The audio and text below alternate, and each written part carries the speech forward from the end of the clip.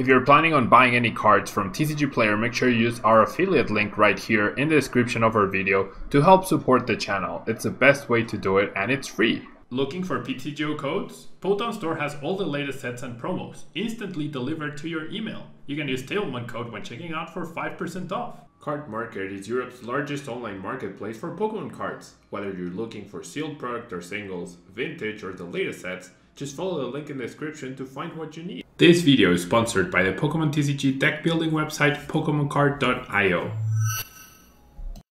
Hello everyone, I'm back with a brand new video here. I'm back in Mexico, so expect the content to be back on our usual daily schedule. I have Lost Origin coming up very soon. I will have some openings from that provided by Pokemon, which I really appreciate. But today I wanted to recapitulate or summarize my 2019-2022 season, which I think is one of my most successful ones, but also one of the most bittersweet ones because I fell short so many times, and it was mostly on my mistakes, but we'll get to that eventually. Before COVID, we had half a season where I got top 8 at San Diego Regionals with ADP Keldeo, losing to eventual champion with Justin Bocari with Karcham Giratina, and then in the next regional was Dallas expanded, and I played Trevnor with Milotic, which ultimately ended up leading to its ban. But at that tournament, nobody knew about the deck, nobody even fathomed it, and I got top 8 with it as well. I'd say in San Diego, I definitely lost a bad matchup. In top 8 at Dallas against John Eng. Question. I have a very bad record against John Eng. I just seem to not draw well for some reason, and he seems to just get these insanely explosive starts against me every single time. So it is what it is. Then COVID happened, and then we came back, and I got another top 8 at another regional. So I got 3 top 8s in a single season in 3 different formats, right? Twice standard, but completely different from tag team format. And then we also had a top 32 at EUIC and an unfortunate bubble out of top 16 at the Pokemon TCG World Championships. That is 100% once again my mistake. I made several mistakes throughout the second half of the season that I need to really work on. I need to pay attention to, because I should not be making those mistakes, especially the one on stream I made was very embarrassing. Having every single tool to just win that game, I literally threw one of the worst throws of my Pokemon career, most likely, but we'll get to that eventually. Round 1 at the Poké World Championships. If you might have watched the video, I was debating between Arceus Intel or REGIGIGAS. Nobody but me believed in REGIGIGAS. I kept going on to different people about 4 choice belts in REGIGIGAS. Nobody cared. Nobody believed in the deck. So what I ended up doing was opening up 2 PTCGO windows, and I tested against myself. Yeah, because no one believed in the deck. So I tested against myself, and I would play anywhere between 10 to 15 games of REGIGIGAS against the top tier decks of the metagame. And towards the end, my results showed a very positive matchup against Palkia V-Star, a very positive matchup against Mew VMAX, and a 50-50 against Arc Intel decks that did not have Dunsparce. If they had Dunsparce, it was basically unwinnable, but if they didn't have Dunsparce, then the matchup actually was fairly decent, provided you were able to set up the back-to-back one-hit KOs, which the choice belt really allowed you to. Same against Palkia, and same against Mew. Having 4 choice belts, a lot of people have told me, well, can't you get away with 3? You absolutely could. But the benefit of having 4, just like having 4 Pokestop, it's not about using Pokestop 4 times. It's about having 4 counter stadiums and having the counter stadium when you need it, right? Having an easier out to a counter stadium against a potential the stadium that limits your bench. I forgot what it's, Collapse Stadium, or a Temple of Sinnoh, or having the choice build to get the one-shots that you need, right? With only 2, an unlucky research, right, or a heavy target, on the choice belted Pokemon, we can't get an attack off that turn, becomes a big problem, right? Because then finding your last choice belt is not easy, and having the choice belt at the right time was the main thing for me. So that's why I decided to play that list of Regigigas. Going back, pretty lucky to not have faced a single Duraludon deck for sure. But I definitely wish I had played a 3-1 split of the stadiums with 3 Pokestop and 1 Path to Peak, which is a little questionable. Perhaps to choose a better balance, but definitely think like the Pokestops were insane cards. And fun fact, I had submitted Arceus Inteleon. I was going to play Arceus Inteleon. Decklist submission was going to end, I don't know if it was 9 a.m. or 8:45 a.m. I heard both, and I like didn't have the things in hand to check. So I just figured at 8:33, I changed my mind. I got the Pokestops that I hadn't been able to get before that. And I was like, I'm going to take this risk. And either I'm going to be sitting at 3-0, having played against 3 Palkia decks, or I'm going to be 0-3 and really regretting my life choices at that point.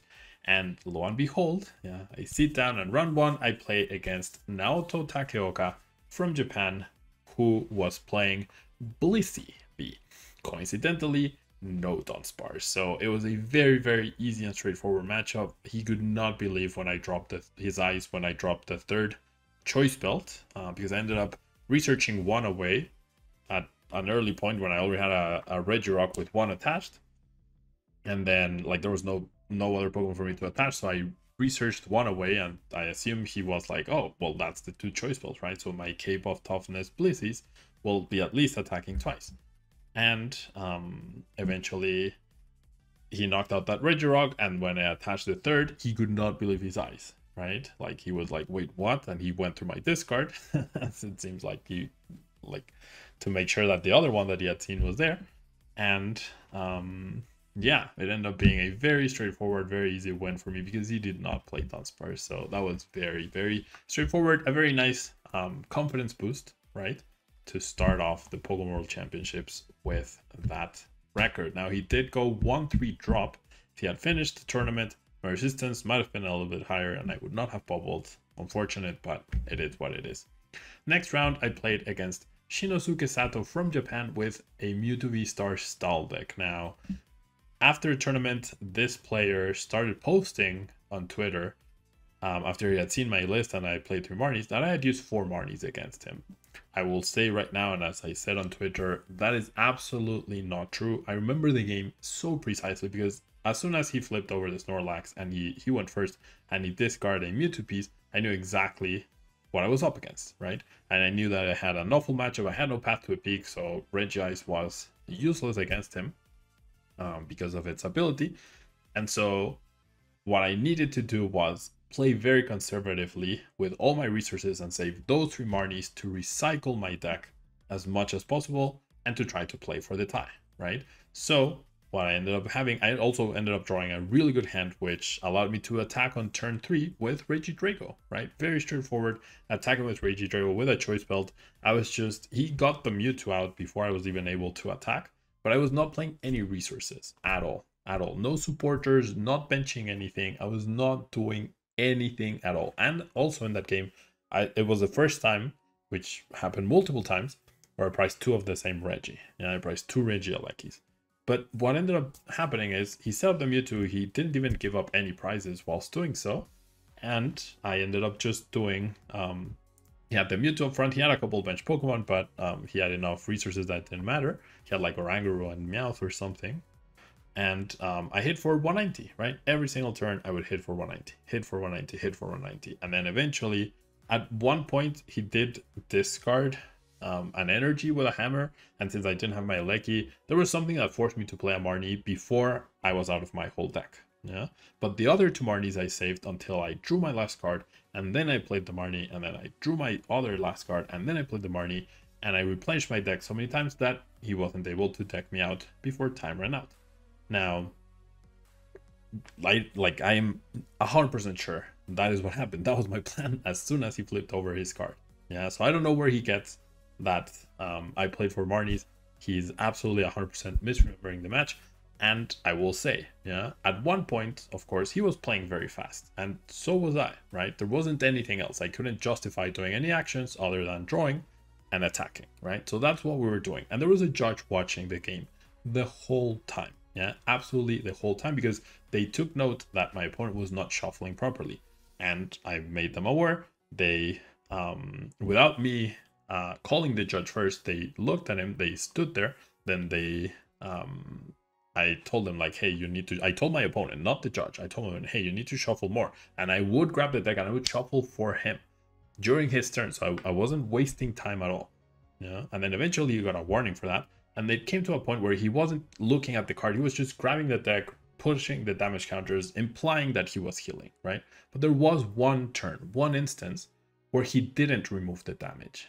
Yeah. And it was my turn. I had drawn my card and the damage was on the Mewtwo. Yeah. So you could say that technically, since he didn't take away the damage, he passed, right? And there's an obvious language barrier. There's a judge watching. Yeah. I could have 100% taken advantage of that and said to my opponent, you didn't heal. The damage is still there. It's clearly my turn, right? Since he did like this, which is what we were doing for 50 minutes to signify the turn of each other. And I could have knocked out the Mewtwo, his only Pokemon in play, and I would have won the game instead of tying. Yeah. But in all fairness, yeah, in being fair and being good sportsmanship, since we both knew, right, what we were both doing exactly, I did not do that, right? I just signaled the attack. He looked at the damage counters and he just like grabbed them and placed them again, right? But they would never left the card. So like I felt good about that because yes, yeah, like I didn't need to take advantage of that at all. I didn't, like, I would never have done that. Yeah. But the fact that after the game, yeah, after such a close game, after such an intense series of right? It was just one game. For him to go out and say that I played for money against him, that really irked me, right? It's like you tried to do the right thing and then I don't know. So that was an interesting thing to happen afterwards, right? During the game, everything was okay. I had that instance where I hesitated because I saw the damage, but then I was like, no, like he forgot to move the damage, but I know that he intended to heal, right? And I don't want to get into an argument of where the damage and there's no communication, and like I know his intention, right? Because I also am a good player and I understand what he's trying to do and I know the rules and I know the attack. So I'm sure there are many players who would have taken that advantage for themselves at the World Championships. I chose not to. Yeah. And so I tied that round. Yeah, the game did not finish and I tied that round. And then in round 3, playing against a Korean player, Seungmin Hwang, they were playing Arceus Toolbox, yeah, which ended up being significantly easier than I imagined. Yeah, they had Raikou, they had Moltres, they had Arceus. That's all I saw. I think they had Crobat VMAX. But every Pokemon died to Regirock, basically, with a choice belt. I didn't even need choice belts in that match. I just needed to attack with Regirock, and I was able to do it, and I won fairly easily. And then round 4, I played against Kenki Tago from Japan. So pretty interesting that I'd only played against Asian players at that point, and that never happened to me before. But Kenki Tago was playing Palkia. Yeah, I hit my first Palkia finally, and I will always remember. My opponent flipped over his Palkia, I flipped over my Regigigas, and he just went. Right? I mean, and when your opponent does that expression, you feel pretty good about yourself, right? You know you have an immediate advantage, right? Which is really, really good. And the reason why I chose Regigigas as a deck, yeah, as seen by my mistake against Isaiah, which was the next round, my decision making so far since coming back and my ability during the game, the nerfs that I feel, I've not been at my top level, right? At the World Championships, at the very minimum, I know everyone will be just as good as me, right? In terms of decision making, skill, deck building, etc. So I chose Regigigas because I wanted to sit down, flip over my Pokemon, and have an advantage just by the deck I chose, and play the matchups rather than the opponents at that point. But anyways, played against Palkia. 4 choice builds, super easy, bopping Palkias, simple game, yeah, which was always the plan. And then round 5 against Isaiah on stream, we all know the heartbreaking story. I made a big mistake. I won game 1 very confidently, very assuringly, and game 2 was going even better at that point. I almost managed to KO a Salvo on turn 1, which would have completely ended the game basically right there. I did not. The game continued, and then my brain just brain farted, and in the crucial turn I got Roxanne, I got research, it was completely fine. I got my last scoop up net, and in my mind I was going to use that scoop up net to make sure that after my active went down, I had a Reggie Drago powered up to promote, have a retreater, or have an attacker, just in case I wasn't able to replenish my bench. I just needed to attack twice, and that was it. That was it. However, I wasn't paying attention. I was so excited that I was about to win the game that in my mind I had the game won no matter what. I didn't pay attention to the energies that I was attaching, so I attached the double turbo. My Regielek in the active had the double turbo, and the Reggie Drago on the bench had the other double turbo. So that was mistake number 1, not paying attention to the energies. And number 2 was continually attaching 2 energies to Regice. I should have attached one of those captures to a Regigigas. Yeah, so 2 mistakes already, which only mattered towards the end, but I still should have considered those small situations. When I was testing, they came up, but I was blocked. Yeah, I was excited. The lights were on the stage. I say it's obviously an incredible opponent, one of the hottest players, with the hottest runs in after the comeback. So like I was just like, the excitement was washing over me in terms of like, I have this game won. I finally get my interview at the World Championships. I'm gonna be sitting at 401, very close to making top cut at Worlds again. So yeah, there was a lot going on at the time. Didn't pay attention to that, to the energies I was attaching. So that was mistake number 1. If I had not attached the double turbo to the Elec in the active, or if I had not attached the double turbo to the Reggie Drago on the bench, everything would have been fine. And then after Isaiah did the cross switcher, I had exactly 4 energies left in my discard pile. All I needed to do, as the casters pointed out, but I will admit that I did not realize this until I rewatched the game during my vacation after Worlds, was that I could have just attached 1 energy to the Regigigas in the active, and then I would have had exactly 3 energies in my discard pile. No matter who he tried to promote, I would have been able to attach those 3 retreats that said Pokemon, attack with the powered up Reggie Drago at that point, right? I wouldn't have been able to knock out the Palkia. I would have needed another attack. Then he might have ghosted me again, but then I would have been able to just retreat again. And even if he ghosted the Regigigas twice, and forced me to take 2 turns to retreat rather than 1, I had the option to replenish my deck with my last Ordinary Rod. So when I saw that, I was in shock. And the fact that I did not recognize that even during the game and after, like going back, it baffles me, and it sort of disappoints me in myself. And it's something I need to work on. And like, that mistake compiles one that I did at NAIC, of choosing not to do things which end up hurting me, or not paying enough attention to the tiniest detail, which is usually my strongest point. So I need to work on that. I need to make sure I get better at paying attention to the small details, because those small details, since the tournament from New York, like after I top 8'd Indianapolis, I made a crucial mistake at the New Jersey tournament, which led me to not being able to make day 2. I made a crucial mistake at NAIC, which led me to not being able to make day 2, and I made a crucial mistake at World. So that is unacceptable to me, completely unacceptable. But anyways, that ended up being a tie instead, and then round 6 against Kai 1 ended up being a loss. My head was not in the game. My draws were completely horrible. Like, it was the worst draws I had the whole day.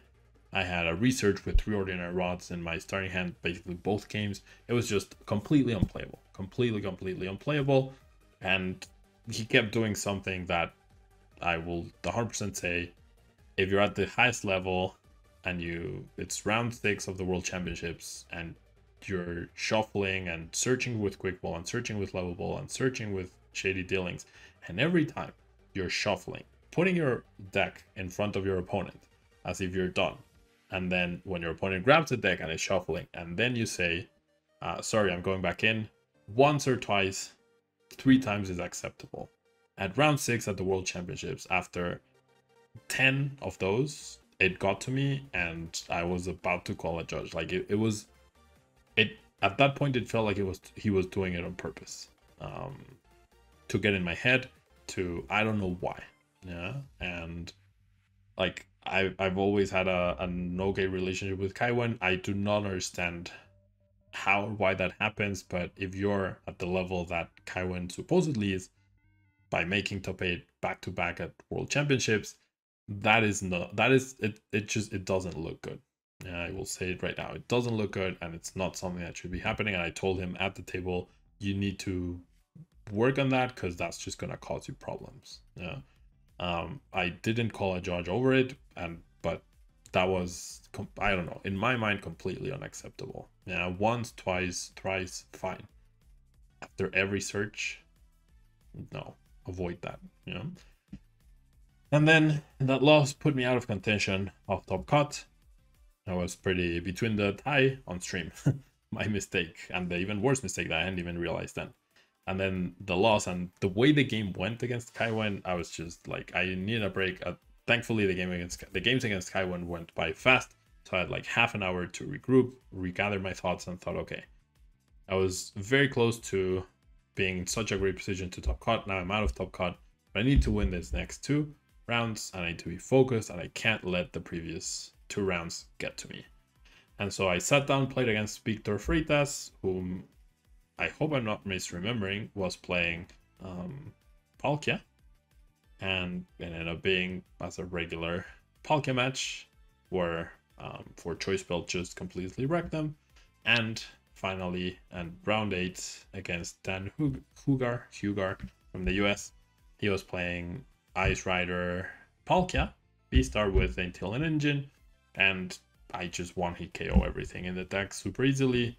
There was one crucial turn. I made a crucial mistake of using an unnecessary Pokestop, which discarded, like, 3rd card deck, discarded my other Regigigas, which was also the Pokemon that was about to get KO'd, so I missed an attack, but then I was able to eventually recuperate from that. If I hadn't used that Pokestop at that time, I wouldn't have discarded the Regigigas, so I would have been able to search for it, and then I would have been so far ahead at that point. So a little questionable close to the tournament for myself. I don't want to blame tiredness or jet lag or anything. I needed to arrive. I probably should have arrived a day earlier than I did. I forgot that World started on Friday this time instead of Saturday, and I arrived on Wednesday afternoon. It was a very intense Worlds, and with regards to everything, personally, emotionally, being back after 3 years, everything that has happened through COVID, how Tablemon has declined in popularity and support this past few years, my own relationship with the game, going through a very big breakup, many things that happened in the last 3 years, where I feel like I'm a very different person, but I know 100% sure now that my passion for the game is still there. It's still intact. It's a fire that was about to be put out from the pandemic, but now it's burning at its highest. Unfortunately, due to the lack of support on Tablemon and the loss of coaching students, I will not be able to travel as much as I would like to, at least unless it picks up. I was hoping local events coming back would make things pick up, but they're not coming back until early 2023. So Tablemon hanging by a thread, and that means I don't get to go to Baltimore. I am going to Peoria. I'm going to the ones that are accessible for me in terms of time management, because I do have to manage 2 jobs now, not just Tablemon, whereas if it was just Tablemon, it would be so much easier. So yeah, this is an open-hearted World Championships report with everything. Yeah, controversy, cheating allegations on myself from an opponent, which are completely not true, and there was a judge watching the game the whole time. I did not play for Marnie against that player. Yeah, I'm very excited about the new season. I'm very excited about Pokemon, and I do want to get back to streaming. I will be making time for streaming, especially if coaching doesn't pick up. I have a lot of hours available if anyone is interested in doing that, but I will also be trying to be making a comeback to streaming, try to play in more online tournaments as well, and we'll see how that goes. Yeah, but for now, I really appreciate the support. Any way you support our sponsors of the channel is always very, very appreciated and very welcomed. We'll be having Dragon Shield on board very soon, so that's exciting. So if you're planning on buying any Dragon Shield products off their websites, you'll be able to use my affiliate link once it's ready, hopefully before the end of the month. I have a very big discount on coaching.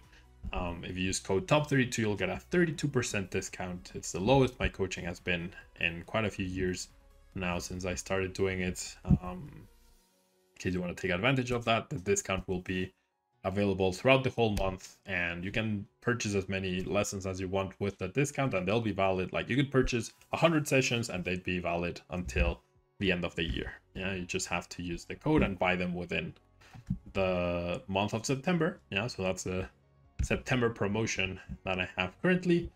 And yeah, any sort of support is always appreciated. I'm going to continue to compete. I'm very excited about the new season. I'm very excited about going to Japan for the first time ever in my life to compete at the World Championships and hopefully make a small vacation out of it as well.